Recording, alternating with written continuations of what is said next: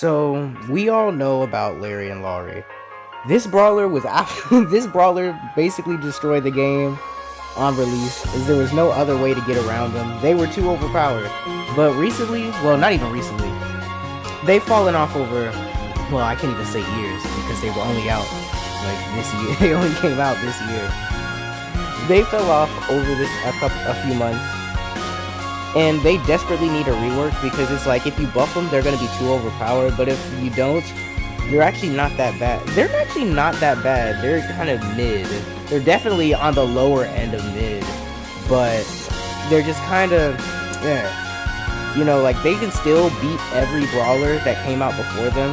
But I think the main reason like they fall off, and that's going to be the same for a lot of brawlers, is just that there's going to be more overpowered brawlers that release along the lines. Like, they just release them more and more overpowered.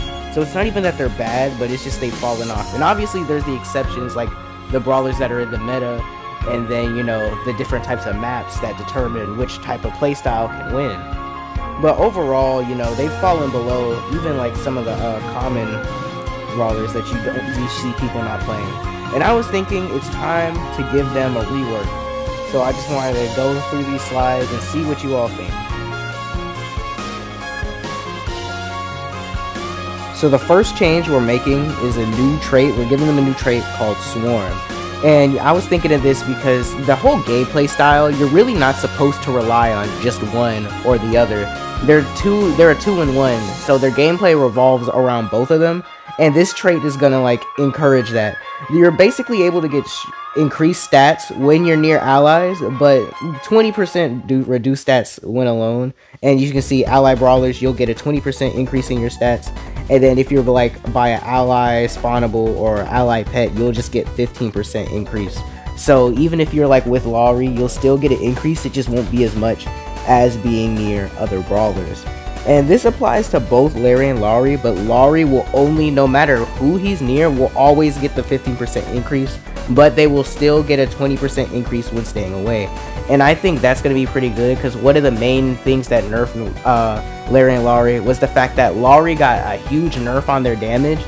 And, you know, if you ever played Showdown when they first released, you could literally place Lawrie down and they would separate from you and actually go wipe the whole lobby by themselves.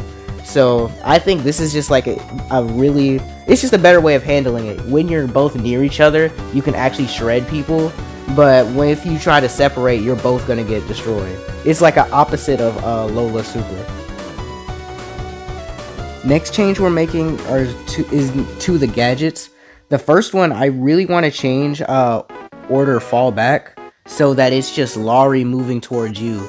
Considering that the whole point of this new rework is that they need to work together and stay close to each other, having them swap places entirely just seems pointless, and being able to just move Lawrie back to you, it makes a little bit more sense. And it'll only heal Lawrie just so it's not like too overpowered, but I wouldn't mind if they both still healed anyways.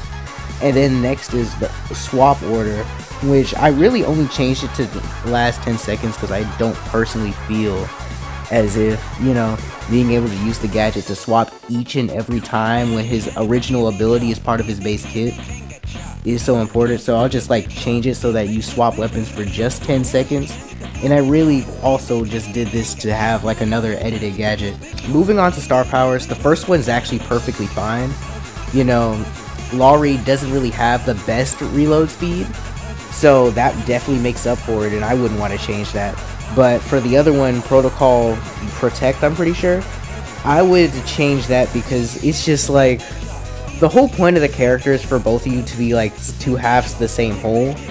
And when one of them is just taking extra damage for you to stay alive, that's like a cool gameplay mechanic, but it's only 30%, so it's not even that big of a deal, and then he's gonna die anyways. So I was changing it to Protocol Ambush, which basically Larry's attack's gonna be similar to RT, where, you know, you'll have a little barker that appears over enemies you attack, and Lawrie will just prioritize attacking targets who have that market on them, and it will actually do increased damage. He'll deal like some increased damage when he attacks people with the marks on them. I'm not sure if I should just make it so that only the last person Larry has attacked only the last person gets the mark, or maybe multiple players can have a mark and it's just for a small period of time. But Lawrie cannot make that mark at all. Not even if you switch weapons. Only Larry can mark opponents. You finally move on to Hypercharges, and this one's just additional, not really part of the rework, but since he doesn't have one, might as well make one. I'm calling this one Special Forces. Lawrie basically just gets all the Hypercharge effects you get when you activate your Hypercharge, but when you actually spawn him, he'll be able to actually heal. You know, not naturally heal, but like from teammates who have healing abilities, he can get heals too, but it'll only be like 30% of the heals. So, I mean, he'll only get 70% of the heal. So, you know, 30% less of whatever's given to him, 70%. He's also able to like pick up consumables and shields and things of that sort. So it's just like makes him feel like another player. And that's gonna be all for this video. Hopefully somebody subscribes, because I ended up having to do math in this, and I do not like math. That's gonna be all. See you guys next time.